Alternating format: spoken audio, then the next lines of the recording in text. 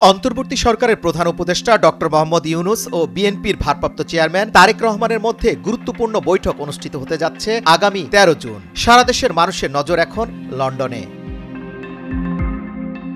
দেশে রাজনৈতিক অস্থিরতা, নির্বাচন, ক্ষমতা হস্তান্তর নিয়ে চলমান টানাপোড়েনের প্রেক্ষিতে এই বৈঠককে ঘিরে দেশে বিদেশে শুরু হয়েছে নানা আলোচনা ও প্রত্যাশা।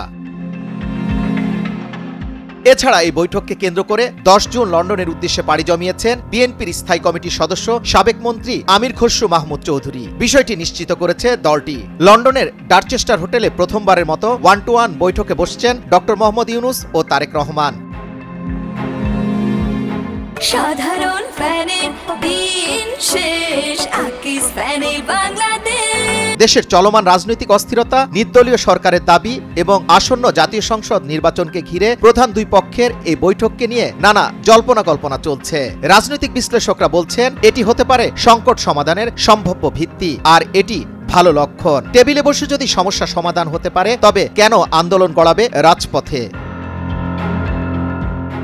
বিশ্লেষকরা আরও বলছেন, ডক্টর মোহাম্মদ ইউনূসের সরকার কিভাবে শান্তিপূর্ণভাবে গণতান্ত্রিক পথে যেতে পারে, এই বৈঠকে সবগুলো বিষয় নিয়ে আলোচনা হতে পারে। এছাড়া চ্যালেঞ্জগুলোকে সামনে রেখে আলোচনা করলে বৈঠক সফল হবে।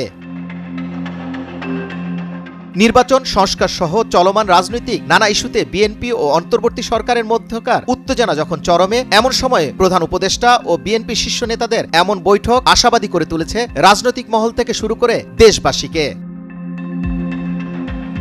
প্রধান উপদেষ্টার দপ্তর থেকে এই বৈঠক নির্ধারিত করা হয়েছে। ইতিমধ্যে প্রধান উপদেষ্টার পক্ষ থেকে তারেক রহমানকে আমন্ত্রণও জানানো হয়েছে। আগামী ১৩ জুন এই বৈঠক হওয়ার সম্ভাবনা রয়েছে। স্থানীয় সময় সকাল ৯টা থেকে ১১টা পর্যন্ত ২ ঘণ্টা চলবে এই বৈঠক। যুবরাজ ফয়সাল, নয়া দিগন্ত।